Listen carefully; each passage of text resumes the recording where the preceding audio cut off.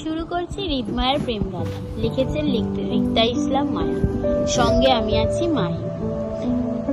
এই যে শুনছেন, কে আপনি? কি হয়েছে আপনার? এমন করছেন কেন? এই যে অর্ধজ্ঞান হারানোর অবস্থায় রক্তাক্ত ছেলেটির সম্মুখে বসে পড়ল মায়া। নির্জন রাস্তায় মানুষের চিহ্ন মাত্র নেই, অথচ এমন নির্জন রাস্তায় কপাল ফাটিয়ে রক্তাক্ত অবস্থায় পড়ে আছে যুবকটি। উদ্বিগ্নতায় মায়া অচেনা লোকটির সাহায্য করতে চাইল, তাই হাঁটু ঘেরে লোকটির সম্মুখে বসে আলতো হাতের লোকটির গাল নাড়িয়ে সজ্ঞানে আনার চেষ্টা করে পুনরায় একই ভঙ্গিতে ডাকলো মায়া। এই যে শুনছেন, এই যে। ডাকতে ডাকতে মায়া নিজের বাসন্তী রঙা শাড়ির আঁচলটা দিয়ে তৎক্ষণাৎ অচেতন লোকটার কপাল চেপে ধরল, রক্ত পড়া বন্ধ করবে। অস্থির মায়া আবারও ডেকে বলল, এই যে, আমাকে শুনতে পারছেন? কে আপনি? এখানে এইভাবে পড়ে আছেন কেন? আপনি কি একা? আপনার সাথে আর কেউ নেই? এই যে শুনছেন। মায়া অনবরত ডাকে অর্ধবেহুশ লোকটি নিভে যাওয়া দুর্বল চোখে তাকাতে চাইল। চোখ পড়ল মাথায় লাল হিজাবধারী ঝাপসা একটি মেয়েলি মুখ। দুর্বলতার রেশ এতটাই যে ঠিকঠাক চোখ মেলে তাকাতে পারল না লোকটা। তবে ঝাপসা চোখ মায়ার উদ্বিগ্নতা দেখে অস্পষ্ট স্বরে ঠোঁট নাড়িয়ে কি যেন আওড়াতে চাইলে মায়া সেটা বুঝতে না পেরে তৎক্ষণাৎ মাথা ঝুঁকে কান পাতল লোকটির সম্মুখে। অচেনা লোকটি নিভে যাওয়া দুর্বল গলায় বলতে চাইল, আমার মিষ্টি প্রয়োজন। আমাকে মিষ্টি জাতীয় কিছু দেন মিস। লোকটির অস্পষ্ট স্বরে কথাগুলো মায়া বুঝতে পেরে মাথা তুলে তাকালো লোকটির দিকে। বেশ অদ্ভুত লাগলো লোকটিকে মায়ার কাছে। মাথা ফাটিয়ে রাস্তায় পড়ে আছে নিজের জীবন মরণ সমস্যা নিয়ে, সেদিকে লোকটার খেয়াল নেই, অথচ সেসব চিন্তা না করে মায়ার কাছে অসময়ে মিষ্টি চাইছে। মিষ্টি দিয়ে কি করবে এই লোক? মায়া তখনও বুঝলো না হঠাৎ লোকটির মিষ্টি চাওয়ার কারণটা। তাই শাড়ির আঁচলে লোকটির কপাল চেপে রেখে আগের ন্যায় বলল মায়া, মিষ্টি? মিষ্টি দিয়ে কি করবেন আপনি? আপনার কপালের যা অবস্থা, আপনাকে দ্রুত ডাক্তারের কাছে না নিলে আপনি আরো অসুস্থ হয়ে যেতে পারেন ভাইয়া। আপনাকে সাহায্য করতে। মায়াকে বলতে না দিয়ে লোকটি ফের হাঁপিয়ে উঠে দুর্বল গলায় বলল, আমার প্রেসার ফল করেছে মিস, সুগার প্রয়োজন, মিষ্টি ব্যবস্থা করুন কুইক। মায়া চমকে উঠল লোকটির কথা। সুগার সমস্যা মায়ের বাবারও হয়, মাঝে মধ্যে তখন হাতের কাছে মিষ্টি প্রয়োজন হয়। মায়া দ্রুত নিজের কাঁধের ছোট পার্সটা ঘেঁটে একটা কিটক্যাট চকলেট হাতে নিল। চকলেটের উপরের কাগজটা ছাড়িয়ে দ্রুত এক টুকরো চকলেট লোকটার মুখে তুলে দিল। আজ মায়ার 16তম জন্মদিন ছিল। বড় ভাই আরিফের সাথে জন্মদিন উপলক্ষে ঢাকা এসেছিল ঘুরতে। বেশ ফুরফুরে সারাটা দিন কাটালো আনন্দ করে। সাথে অবশ্য চাচাতো বোন জুঁইও ছিল। এই যে অচেনা লোকটাকে মায়া নিজের চকলেট খাওয়াচ্ছে, সেটাও জন্মদিনের উপহার পাওয়া চকলেট ছিল মায়া। আরিফ দিয়েছিল মায়াকে আজ। এতক্ষণ যাবৎ মায়া আরিফের সাথেই ছিল। দিন গিয়ে সন্ধ্যা হওয়ার দরুন সবাই পুনরায় ব্রাহ্মণবাড়িয়ার উদ্দেশ্যে ফিরে যাচ্ছিল বাসায়। কিন্তু পথিমধ্যে হঠাৎ আরিফের বাইক চলতে চলতে থেমে যায়। তারপর আরিফ গাড়ি চেক করতে গিয়ে বুঝলো গাড়ির তেল ফুরিয়ে গেছে, সাথে গাড়ির টায়ারও পাঞ্চার। এর জন্য মূলত আরিফ বিপাকে পড়ে আর ব্রাহ্মণবাড়িয়ার উদ্দেশ্যে যেতে চাইল না, বরং ঢাকার পার্শ্ববর্তী এলাকায় থেকে গেল এবং আশেপাশে খোঁজ করে একটা হোটেলের দুটো রুমও বুকিং করলো, একটা নিজের জন্য, অন্যটা জুঁই আর মায়ার জন্য। হোটেল থেকে খাওয়া দাওয়া করে বেশ রাতে বোনদের নিয়ে পার্শ্ববর্তী মার্কেটে বের হয়েছিল আরিফ অল্প স্বল্প কেনাকাটা করতে। কিন্তু মায়া কিভাবে যেন তাদের হতে ছুটে যায় এবং এই অচেনা লোকটির খপ্পরে পড়ে যায় সাহায্য করতে। তারপর থেকে মায়ার বলতে পারছে না সে কোথায় আছে, আর সেই অচেনা লোকটিই বাকি। মায়া লোকটিকে পরপর বেশ অর্ধেকটা চকলেট খাওয়ানোর পর লোকটা খানিকটা স্বস্তির হয়। বড় বড় নিঃশ্বাস ফেলে মায়ার কোল ঘেঁষে শরীর ছেড়ে দেয় দুর্বলতা। মায়া চমকালো, ভরকালো, হতবিহ্বল হয়ে গেল লোকটির হঠাৎ কাণ্ডে। জড়তায় সিটিয়ে শিরশির করে উঠল শরীর। কম্পনের দেখা মিলল ওর ছোট শরীরে। মায়া কাঁপা কাঁপা হাতের ফের লোকটির মাথায় শাড়ির আঁচলটা ভালো করে চেপে ধরে বলল, এই যে শুনছেন ভাইয়া, আপনার ফোনটা দিন না, আপনার আর আমার বাড়িতে ফোন করে জানিয়ে দিই যে আমরা বিপদে পড়েছি রাস্তায়, আমাদের যেন তারা জলদি জলদি এসে এখান থেকে নিয়ে যায়। বাইরের আবহাওয়া ভালো নেই, দেখুন না কিরূপ ঝড়ঝাপটায় বাতাস বইছে, আশেপাশে হয়তো যে কোনো সময় তুফান আসতে পারে। তাই দ্রুত আপনার ফোনটা আমায় দিন না প্লিজ, বাসায় কল করব। লোকটির কান অবধি পৌঁছলো না মায়ের কথাগুলো। দুর্বলতা চোখ বন্ধ করে পড়ে আছে মায়ের কোলে। মায়া নিজের অবস্থানের কথা চিন্তা করে ঠোঁট ভেঙে উঠে কান্নায়। আচ্ছা মতন ফেসে গেছে সে, না নিজের একটা ফোন আছে আর না লোকটা কিছু বলছে। এদিকে রাতটা অনেক বেশি হয়ে গেল, তার উপর আবার আকাশের অবস্থাটা বেশ খারাপ, যে কোনো সময় আকাশে ফেটে বৃষ্টি নামলো বলে। আবহাওয়া বেশ ভালো নয়, প্রবল বাতাসে ফুটপাতের ধুলো পর্যন্ত গোল গোল ঘুরছে। এমন তো অবস্থায় মায়া চোখে মুখে অন্ধকার দেখছে অচেনা লোকটিকে নিয়ে এই মাঝ রাস্তায়। মায়া প্রবল কান্না পেল অসহায়ত্বে। সে নিজেও এই শহরের রাস্তাঘাট চেনে না। বর্তমানে যে জায়গায় মায়া বসে আছে সে জায়গাটারও নামটাও জানা নেই ওর। মায়া কিভাবে কি করবে বুঝতে পারছে না আপাতত। শূন্য মস্তিষ্কে অসহায়ত্ব প্রকাশ করে ঠোঁট ভেঙে এবার কেঁদেই ফেলল। তারপরও অচেনা লোকটিকে একা ছেড়ে গেল।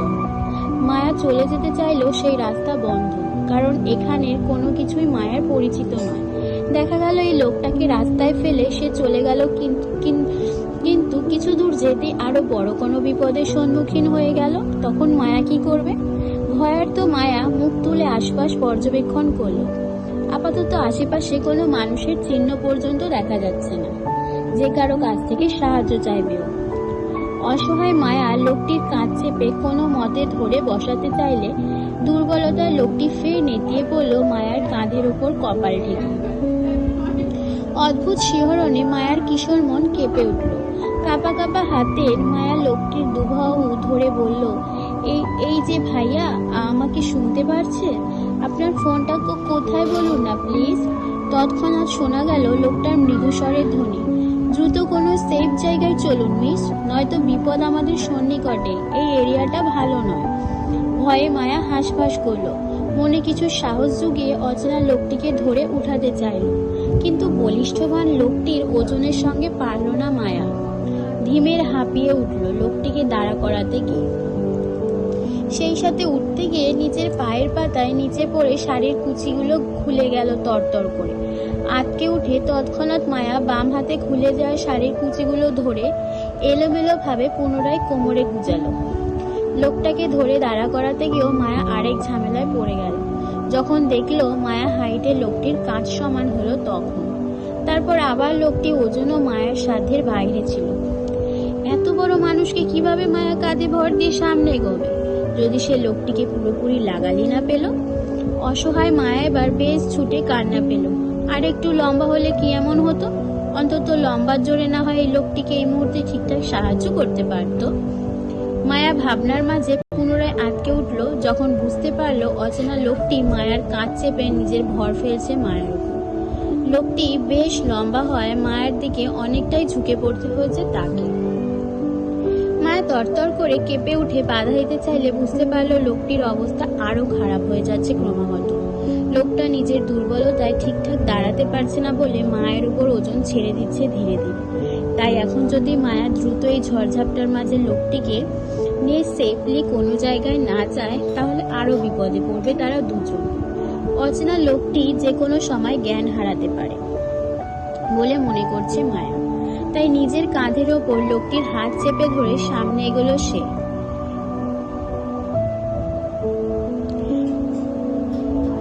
লোকটার হাইট আর ওয়েট সামলাতে গিয়ে মায়া বারবার খেই হারিয়ে হোঁচট খেয়ে পড়তে গিয়েও নিজের ব্যালেন্স সামলিয়ে সামনে এগোয়। বেশ অনেকটা পথ এলোমেলো হাঁটা পর দেখা মিলল এক অর্ধবয়স্ক লোকের সাথে। দ্রুত পদে হাঁটছেন তিনি, কিন্তু ভাগ্যক্রমে দেখা মিলল মায়াদের সাথে। মায়া বেশ আপত্তি মিনতি করে সাহায্য চাইল নিজের আর অচেনা লোকটির জন্য। বয়স্ক লোকটি প্রথমে অচেনা যুবক যুবতীকে সাহায্য করতে মন বাঁধলেও মুখে কিছু বলল না মানবতার খাতিরে, বরং নিশ্চুপে এগিয়ে আসলো মায়াদের সাহায্য করতে।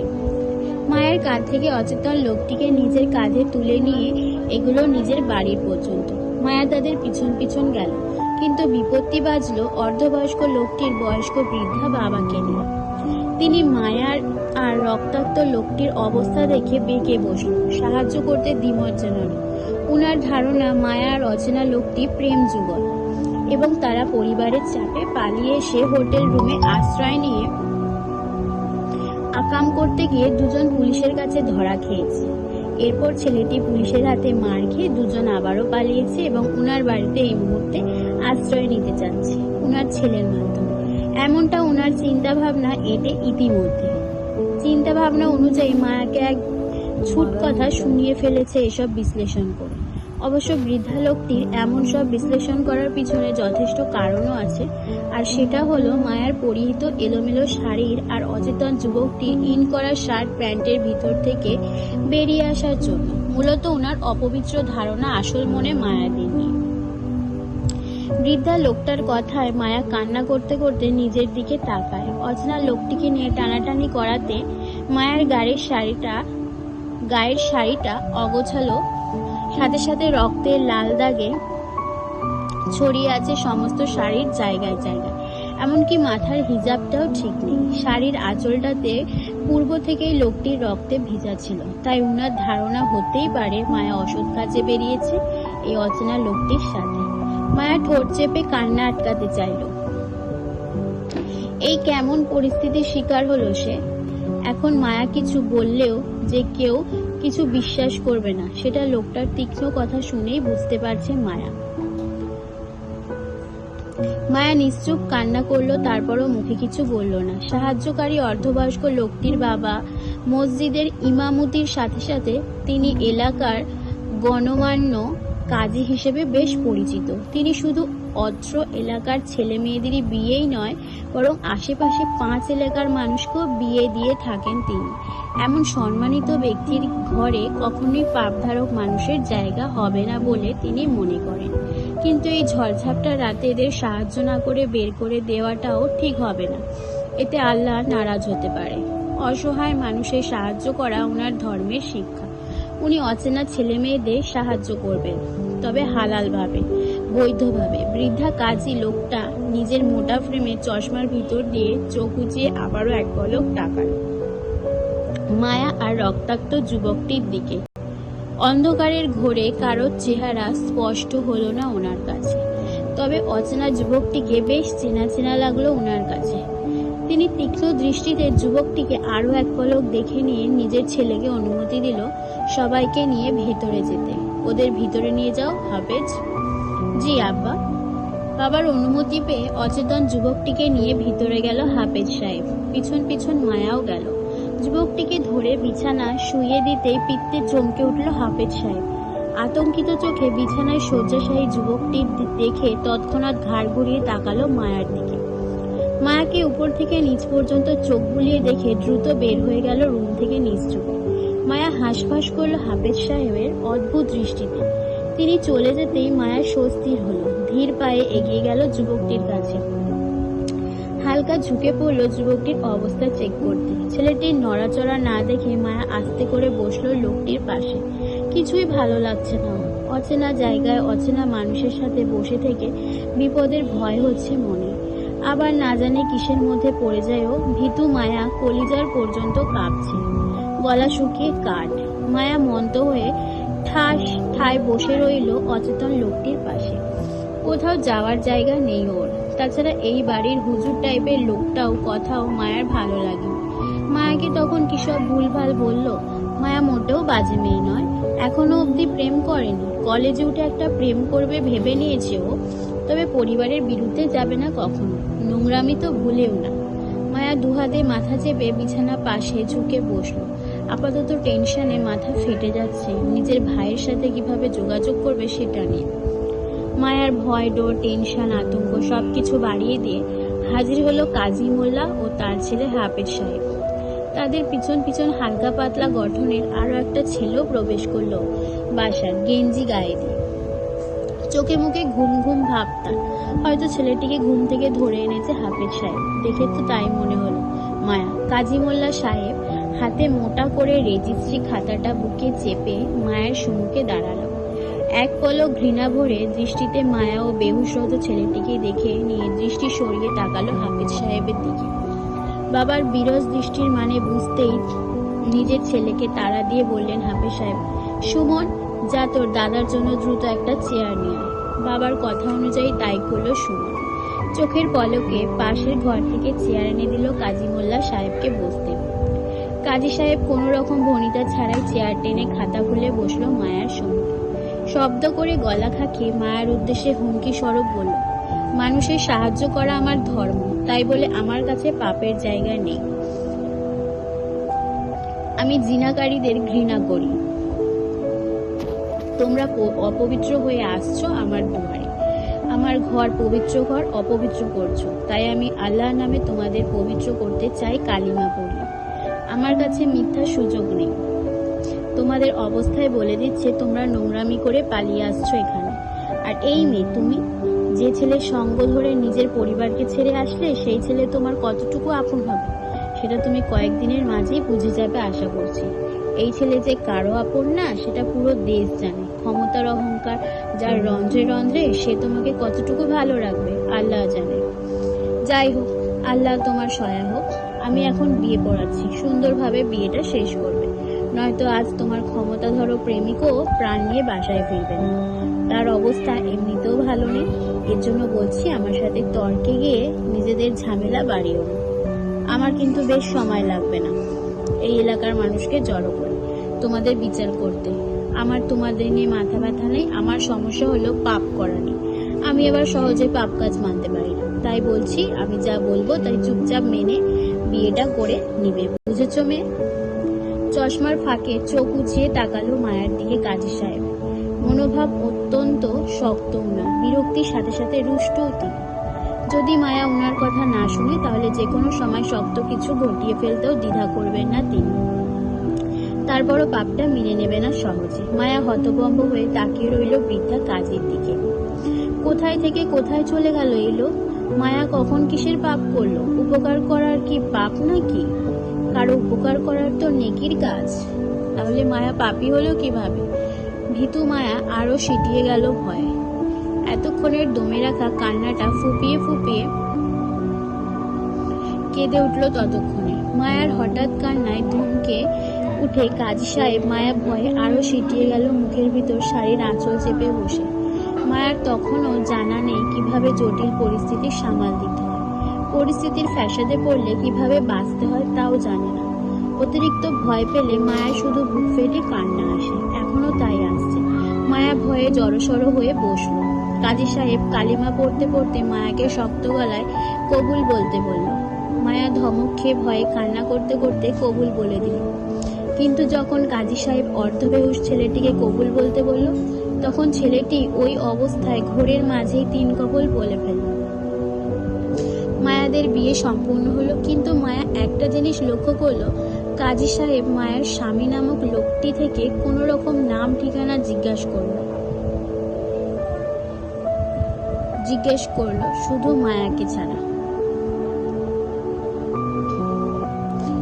যেন তিনি পূর্ব থেকেই ছেলেটির বাপ দাদার নাম জানেন এবং সেই অনুযায়ী তিনি নিজেই সবকিছু লিখে নিয়েছেন কাবিননামায়। মায়া পরিবারের কথায় জিজ্ঞেস করলে মায়া শুধু নিজের বাবার নাম আর জায়গার নাম ব্রাহ্মণবাড়িয়া এতটুকুই বলল, ব্যাস।